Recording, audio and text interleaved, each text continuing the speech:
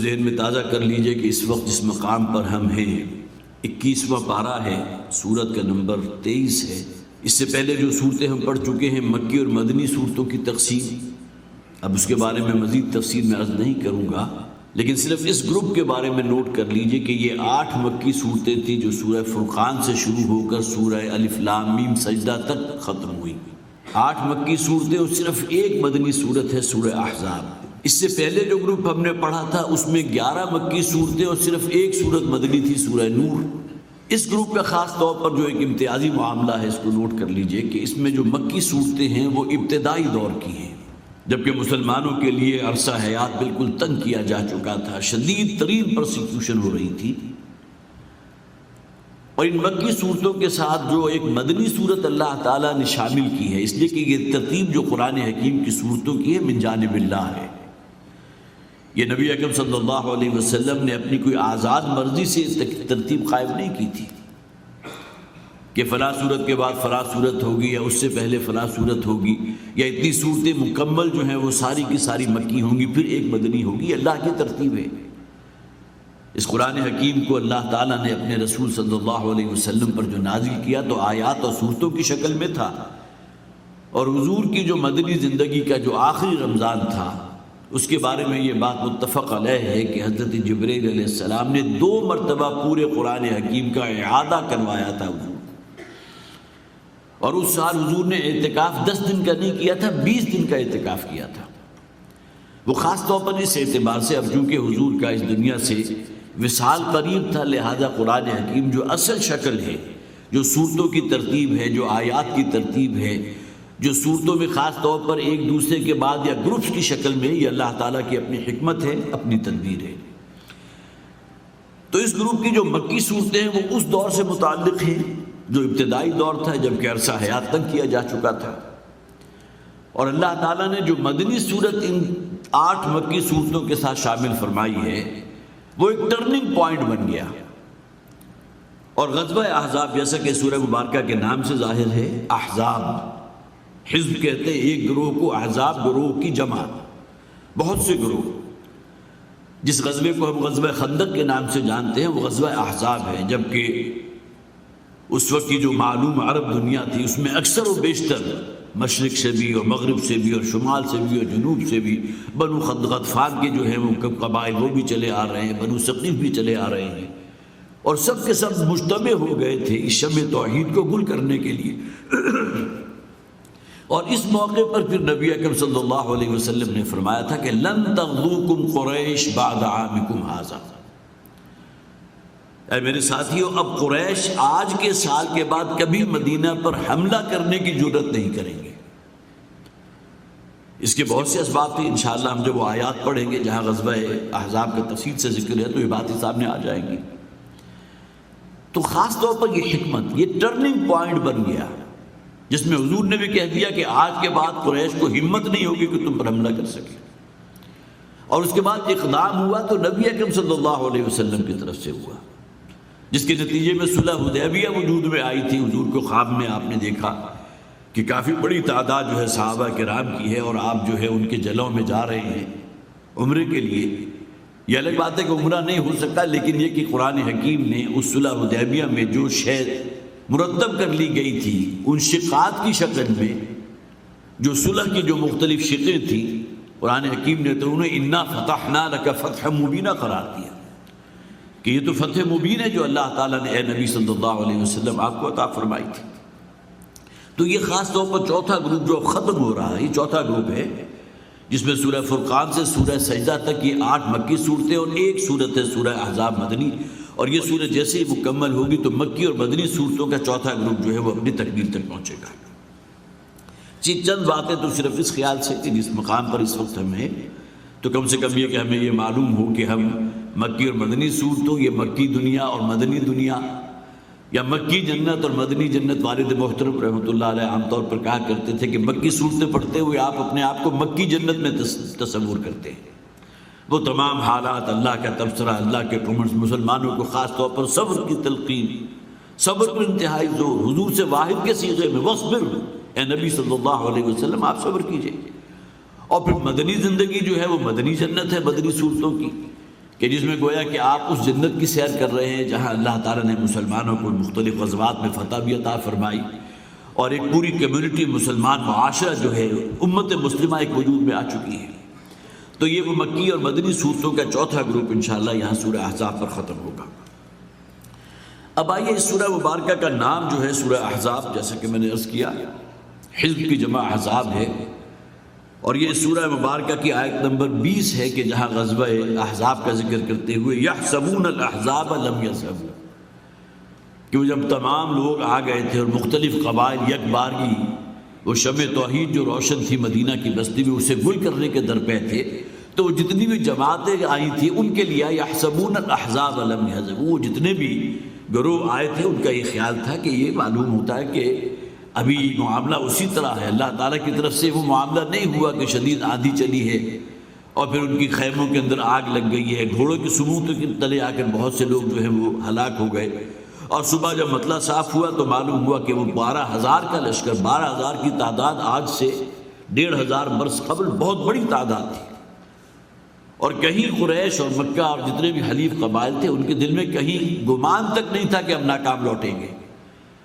لیکن ہر شے جو ہے اللہ کے اختیار میں ہوتی ہے۔ اللہ تعالیٰ نے جو غیبی تائید اور مدد فرمائی ہے، نصرت فرمائی ہے، تو اگلے دن جو دیکھا تو پورا میدان صاف تھا۔ وہ لوگ جو محاصرہ کیے ہوئے پڑے تھے، وہ خاص طور پر جو خندق کھودی گئی تھی اور اس کے ایک طرف جو ہے یہ 12,000 کا لشکر ان مشرکین کا اور کفار کا موجود کا سب کے سب غائب ہو چکے تھے۔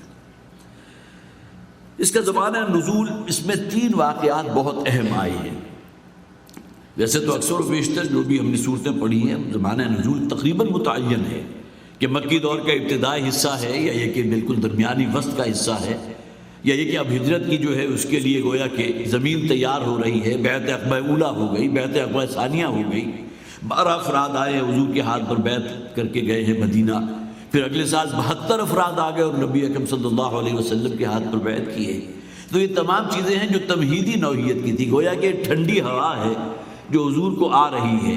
اور وہ مدینہ طیبہ جس کا اس وقت تک نام جو تھا وہ یثرب تھا، وہ گویا کہ منتظر ہے نبی اکرم صلی اللہ علیہ وسلم کے استقبال کے لیے۔ تو یہ صورتوں کا زمانہ نزول اکثر و بیشتر آیات کے حوالے سے متعین ہو جاتا ہے۔ اس سورہ مبارکہ میں خاص طور پر جو 3 واقعات آئے ہیں،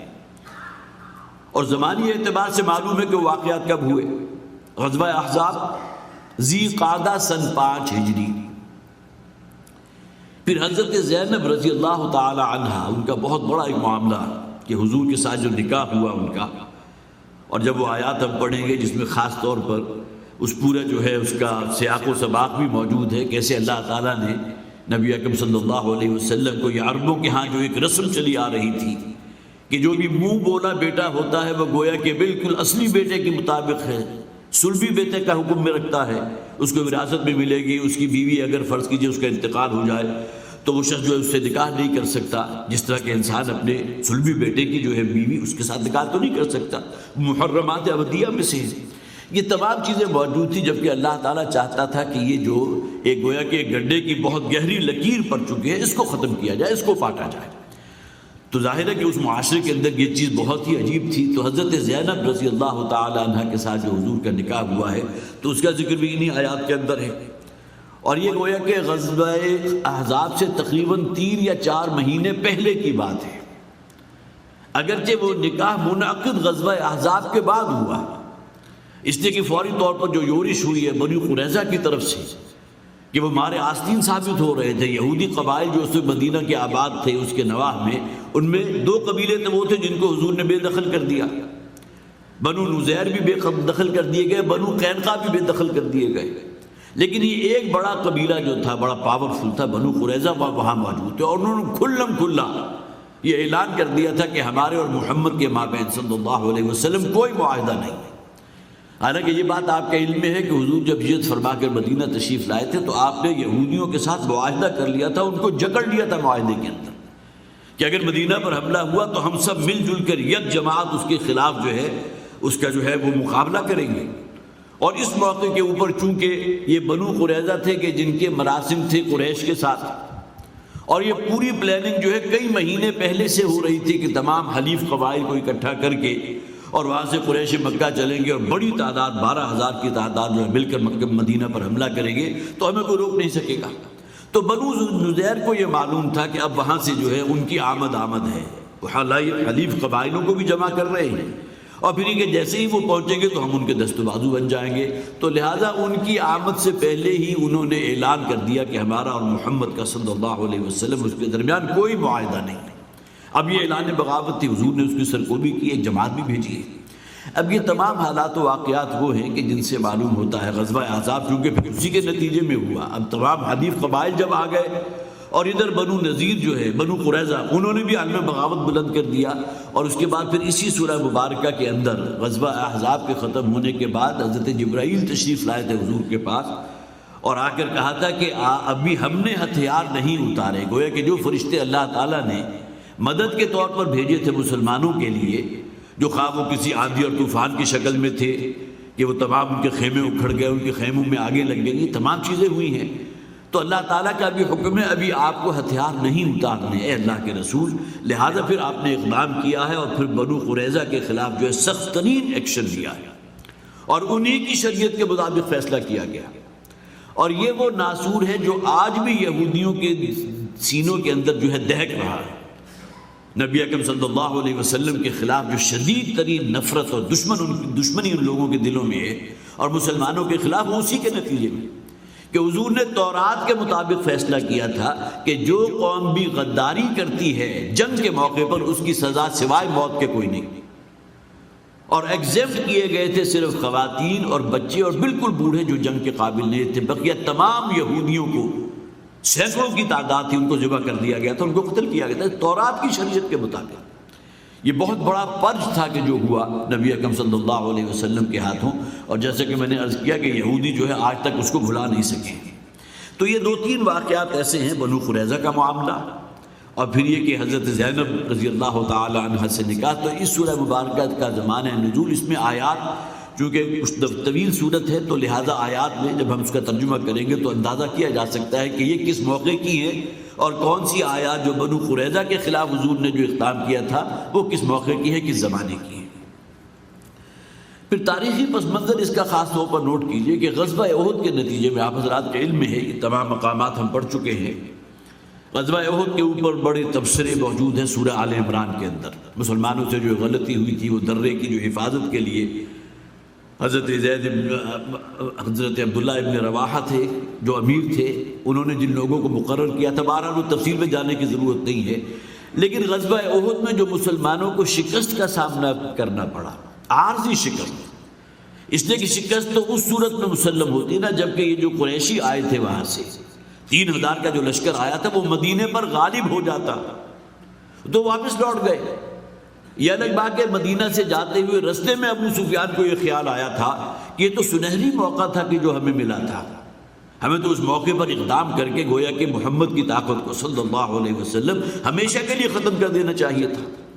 لہٰذا ابو سفیان جو اس وقت کا سپہ سالار تھا، مشرکین کے لشکر تھا، اس نے قصد کیا ہے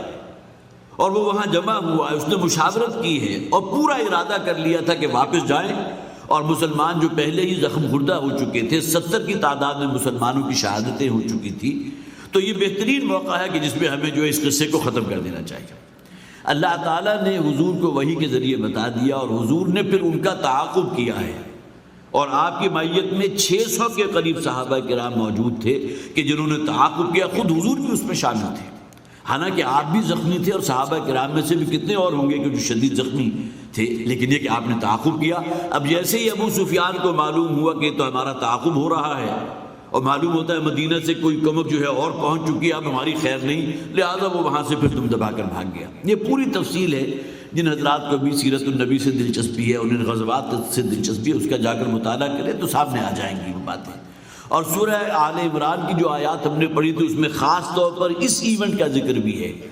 جبکہ وہ لوگ جا کر ابو سفیان نے قصد کیا تھا دوبارہ حملہ کرنے کا، اور نبی اکرم صلی اللہ علیہ وسلم نے اپنے ساتھیوں کو ان کے تعاقب کے لیے روانہ کیا تھا۔ غزوہ احد کے بعد جو مسلمانوں کی ایک ہوا اکھڑ گئی تھی، جو عارضی شکست مسلمانوں کو جس ایک اعتبار سے جو شکست کا سامنا کرنا پڑا تھا، اس کا نتیجہ یہ نکلا کہ مدینہ اور اس کے گرد و نواح کے بہت سی بستیاں ایسی تھیں جنہوں نے سر اٹھایا۔ کہاں معاملہ غزوہ بدر کا تھا کہ اللہ تعالیٰ نے فتح عظیم عطا فرمائی تھی مسلمانوں کو، چند ہی ساعتوں کے اندر کایا کلپ ہو گئی، لیکن غزوہ احد میں چونکہ ایک معاملہ جو ہے کچھ کی درجے میں شکست کا ہو گیا تھا، لہذا مختلف یورشیں ہوئی ہیں، اور غزوہ احزاب تک کی کئی فوجی مہمات ہیں جو نبی اکرم صلی اللہ علیہ وسلم نے جو ہے ان لوگوں کی سرکوبی کے لیے روانہ کی۔ اسی میں دیکھیے خاص طور پر جو ذہن ہوتا ہے کسی کو نقصان پہنچانے کے لیے، اس کا ایک بہت ہی بڑا عمدہ ایک مظہر یہ سامنے آیا ان لوگوں کی طرف سے، مشرکین کی طرف سے، کہ ان میں سے ایک وفد تھا جو مختلف قبائل وہاں موجود تھے، بنو غطفان کے بھی تھے، ان کے مل جل کر ایک وفد بنایا اور حضور کے پاس آئے کہ ہم سمجھنا چاہتے ہیں دین اسلام کو اور اس قرآن کو، تو آپ ہمارے ساتھ کچھ ایسے نوجوان کر دیں کہ جو ہمیں جا کر قرآن سکھائیں، قرآن پڑھائیں، ہمیں دین کی تعلیمات سے روشناس کریں۔ تو نبی اکرم صلی اللہ علیہ وسلم نے مدینہ کے 70 نوجوان ان کے حوالے کیے۔ اب دیکھیں یہاں بھی خاص طور پر فوری طور پر میرے ذہن میں یہ بات آئی ہے کہ نبی اکرم صلی اللہ علیہ وسلم کو اگر علم غیب حاصل ہوتا، حالانکہ یہ غیب کوئی بہت دور کی بات نہیں تھی، چند ہی دنوں کے بعد وہ واقعہ ہو گیا، علم غیب اگر حاصل ہوتا کہ یہ 70 کے 70 جو ہے بیر معونہ کے قریب لے جا کر ان کو شہید کر دیا جائے گا، تو آپ اپنے ساتھیوں کو ہرگز روانہ نہ کرتے۔ لیکن یہ کہ حضور نے ان کے کہنے پر ان کو گویا کہ دلی طور پر یہ یقین رکھتے ہوئے کہ شاید یہ اپنی بہتری کے لیے یہ بات کہہ رہے ہیں، ان کے ساتھ روانہ کر دیا، اور وہ جب پہنچے ہیں طائف اور اس کے درمیان میں کسی علاقے پر، اور وہاں جا کر بیر معونہ اس کا نام سیرت کی کتابوں میں آتا ہے، وہاں انہوں نے جو ہے وہ جتنے بھی لوگ تھے، یہ 70 کی تعداد بھی بہت تھی، لیکن یہ کہ انہوں نے اپنے اور کچھ حلیف قبائل کو اپنے ساتھ ملایا اور ان 70 کے 70 کو شہید کر دیا۔ اس کا نتیجہ یہ نکلا کہ پھر نبی اکرم صلی اللہ علیہ وسلم نے ان کی سرکوبی کے لیے جو ہے ان کے تعاقب میں لوگ روانہ کیے۔ یہ تمام پیریڈ جو ہے وہ غزوہ احد اور غزوہ احزاب کے درمیان، گویا کہ تقریباً کو 2-2.5 سال کا یہ عرصہ ہے کہ جس میں حضور نے یہ اقدامات کیے ہیں، اور انہی حالات کے اندر جو ہے پھر وہ غزوہ احزاب ہو رہا ہے، جس کا ذکر ہم بڑی تفصیل سے آگے پڑھیں گے۔ اب آئیے کہ اس سورت کا باقاعدہ ہم مطالعہ شروع کرتے ہیں۔ فرمایا یا ایھا النبی اتق اللہ ولا تطع الکافرین والمنافقین۔ یہاں بھی پس منظر میں خاص طور پر نوٹ کیجیے، حضرت زینب رضی اللہ تعالی عنہا جو حضور کی پھوپھی ذات بہن تھی، یہ حضرت زید ابن حارثہ کے نکاح میں تھی۔ حضرت زید ابن حارثہ کون ہیں؟ حضرت خدیجہ کے غلام تھے، بالکل بچپنے کی عمر تھی کہ جب کہ یہ غلام بنا کر جو ہے وہ مدینہ لائے اور مکے لائے گئے، اور حضرت خدیجہ رضی اللہ تعالی عنہا نے انہیں خرید لیا۔ بہت ہی صالح اور بہت سلیم الفطرت نوجوان، اور نوجوانی کا وہ پیریڈ تھا جب کہ نبی اکرم صلی اللہ علیہ وسلم کے ساتھ حضرت خدیجہ کا نکاح ہوا۔ تو حضرت خدیجہ نے اس زید ابن حارثہ جو غلام تھے ان کو حضور کو ہبہ کر دیا۔ تو نبی اکرم صلی اللہ علیہ وسلم کی انہوں نے خدمت کی، اور پھر حضور نے ان کو آزاد کر دیا۔ اس کا نتیجہ کیا نکلا کہ ان کے اپنے سگے جو فیملی کے لوگ تھے، ان کے والدین آئے ان کو لینے کے لیے، اور یہ آن ریکارڈ ہے تاریخ کی کتابوں میں، سیرت کی کتابوں میں آپ کو یہ واقعہ مل جائے گا کہ حضرت زید ابن حارثہ رضی اللہ تعالی عنہ نے اپنے حقیقی والدین کے ساتھ جانے سے انکار کر دیا، اور یہ کہا کہ جو پیار اور جو محبت مجھے محمد رسول اللہ صلی اللہ علیہ وسلم سے ملی ہے وہ آپ سے بھی نہیں مل سکتی۔ اور وہ پھر واپس دوڑ کے، ظاہر ہے کہ اس وقت بالغ ہو چکے تھے، انہیں اپنی اس بات کی جو ہے وہ پورا اختیار حاصل تھا، انہوں نے اپنے والدین کے ساتھ جانے سے انکار کر دیا۔ اب حضرت زید بن حارثہ اگرچہ چونکہ غلام تھے، لہذا غلامی کا ایک داغ آپ کہہ لیجئے وہ ان کے ساتھ لگا ہوا تھا۔ حضرت زینب جو حضور کی سگی پھوپھی زاد بہن تھی، بنو ہاشم سے تھی، وہ بڑا عزت دار قبیلہ تھا، تو نبی اکرم صلی اللہ علیہ وسلم کو یہ خواہش ہوئی کہ اپنی اس پھوپھی زاد بہن کا نکاح حضرت زید کے ساتھ کر دے، جو اگرچہ غلام تھے لیکن حضور نے آزاد کر دیے۔ آزاد تو ہیں لیکن غلامی کا ایک داغ اور توق جو ہے وہ تو موجود تھا۔ ظاہر ہے کسی شخص کو آزاد کر دیا جائے تو اس کے معنی کیا ہے کہ ایک دور اس پر ایسا گزرا ہے کہ جب کہ یہ حالت غلامی میں تھی۔ تو حضرت زینب رضی اللہ تعالی عنہ جو ہے اس سے کچھ انکار کیا، لیکن یہ کہ بہرحال قرآن اسی سورہ مبارکہ کے اندر وہ آیت بھی موجود ہے، یہ گویا کہ اللہ تعالیٰ کی طرف سے ایک حکم تھا کہ جو حضور کو دیا گیا، اور اس میں دونوں ہی چیزیں مطلوب تھیں۔ ایک تو یہ کہ اللہ تعالیٰ کے حکم سے اگر حضور نے صلی اللہ علیہ وسلم حضرت زید کو آزاد کیا ہے تو اب وہ ایک باقاعدہ آزاد انسان ہیں، اور ان کا نکاح ایک آزاد عورت سے کیا جانا چاہیے۔ اگرچہ وہ آزاد عورت اور ان غلام حضرت زید بن حارثہ کے درمیان فرق مراتب بہت تھا، یہ ایک عزت والی فیملی سے تعلق رکھتی تھی یہ خاتون، اور حضرت زید بن حارثہ جو ہے وہ غلامی کا داغ لیے ہوئے تھے، بہرحال وہ نکاح ہو گیا. حضرت زینب رضی اللہ تعالی عنہ نے جب کہا حضور سے کچھ تھوڑی سی جو ہے آرگو کیا اور حضور نے کہا یہ اللہ کا حکم ہے تو انہوں نے سر تسلیم خم کر دیا, نکاح ہو گیا. لیکن اس کے بعد ان شوہر اور بیوی کے درمیان آپس میں ایک جو ہے ناچاتی شروع ہو گئی. مزاج میں ہم آہنگی نہیں تھی, اور عرب مزاج کے اندر جہاں عصبیت ہوتی ہے تو اس میں بہرحال یہ چیز اپنی جگہ ہوتی ہے کہ جو بھی کوئی عزت دار شخص ہے یا کوئی خاتون ہے تو اس کا ایک معاملہ ہوتا ہے, وہ اپنے آپ کو اس مقام پر پلیس کرتی ہے. لہٰذا انہوں نے اپنے اس جو سابقہ غلام شوہر تھے جو حضرت زید بن حارثہ تھے, ان کو جو حقیقی ایک محبت ہونی چاہیے اور جو اطاعت و فرما برداری ہونی چاہیے اس میں کچھ کمی رہی. نتیجتاً ان کے درمیان جو ہے ناچاتی کی فضا پیدا ہو گئی. ادھر حضرت زید رضی اللہ تعالیٰ عنہ بھی حضور کے پاس تشریف لے گئے اور بارہا ایسے ہوا معاملہ, اور جا کر کہا کہ میرا اور ان کا نباہ ممکن نہیں ہے, لہٰذا اب یہ جو بھی بندھن قائم ہوا تھا, بہرحال یہ تمام چیزیں اللہ کی طرف سے تھی. سورہ نور کی ان آیات کا آپ مطالعہ کریں گے تو اس میں یہ بات آ جائے گی, معلوم ہوتا ہے کہ اللہ تعالیٰ نے وہ جو ایک بہت ہی پختہ رسم اس وقت موجود تھی کہ منہ بولا بیٹا. حضرت زید کون ہے؟ حضرت زید حضور کے منہ بولے بیٹے ہیں. حضور نے انہیں جسے اڈاپٹ کر لیا کہتے ہیں. لیکن یہ کہ بہرحال حضرت عمر رضی اللہ تعالیٰ عنہ, عبداللہ ابن عمر رضی اللہ تعالیٰ عنہ کی ایک روایت بھی موجود ہے, وہ یہ فرماتے ہیں کہ اس آیت کے نازل ہونے سے پہلے ہم سب زید ابن حارثہ کو ہمیشہ زید ابن محمد کہا کرتے تھے صلی اللہ علیہ وسلم, تاکہ یہ آیت جب نازل ہوئی کہ جس میں کہا گیا کہ انہیں ان کے باپوں کے نام سے پکارا کرو جو اصل سلبی باپ ہیں. تو اس کے بعد پھر حضرت عبداللہ ابن عمر رضی اللہ تعالیٰ عنہ فرماتے ہیں اس کے بعد پھر ہم نے ترک کیا تھا اور پھر ہم نے زید ابن حارثہ کہنا شروع کیا, ورنہ یہ کہ حضور کے منہ بولے بیٹے تھے جسے آپ متبنہ کہتے ہیں. جو تبنیت جو ہے یہ معاملہ اس دور کے اندر موجود تھا, کسی کو اولاد اللہ نے نہیں دی تو اس نے کسی لڑکے یا لڑکی کو جو ہے اپنا منہ بولا بیٹا یا بیٹی بنا لیا. لیکن ان کے ہاں کیا اصل شے عقیدہ کیا تھا کہ اب یہ سلبی بیٹے کے حکم میں ہے. اب یہ کہ بالکل اسی طرح ہوتا ہے جو حقیقی بیٹا ہوتا ہے, وراثت میں بھی اس کا وہ ہوگا. پھر اسی طرح نکاح کے سلسلے میں جو محرمات جو حقیقی بیٹے کے ہوتے ہیں وہی اپلائی اس کے اوپر ہوں گے. یہ تمام وہ فرسودہ اور خرافات چیزیں تھیں کہ جو اسلام جن کی جڑ کاٹنا چاہتا تھا, جس کے نتیجے میں پھر اللہ تعالیٰ نے نبی اکرم صلی اللہ علیہ وسلم کو حکم دیا ہے. اور پھر یہ کہ حضرت زینب رضی اللہ تعالی عنہ سے حضور کا پھر نکاح ہوا, جس کا ذکر اگلی آیات میں بڑی تفصیل سے آ جائے گا. تو ان آیات کا پس منظر بھی یہ ہے, یہ رسم اس درجے پختہ یا یہ بات اس درجے پختہ تھی کہ حضور خود کسی درجے میں جو ہے یہ خائف تھے اس بات سے کہ اگر میں نے نکاح کر لیا زینب سے تو پھر تو مدینہ کے اندر جو ہے طوفان اٹھ جائے گا. اور جیسا کہ ہوا, حضرت عائشہ صدیقہ رضی اللہ تعالی عنہ راویہ ہیں, وہ کہنے لگی ہیں ایک حدیث جو ہے حدیث کی چند مجموعے کے کچھ میں لے کر بھی آیا تھا, اس کا صرف مفہوم آپ کے سامنے رکھ رہا ہوں, وہ نسائی میں موجود ہے, بخاری میں موجود ہے. وہ کہتی ہے کہ جب حضور نے نکاح فرمایا تو پورے مدینے میں شور اٹھ گیا, اپنی بیٹے کی جورو سے نکاح کر لیا. اب گویا کہ ایک اتنا بڑا الزام تھا, جبکہ یہ بیٹے کون تھے؟ سلبی بیٹے تو نہیں تھے,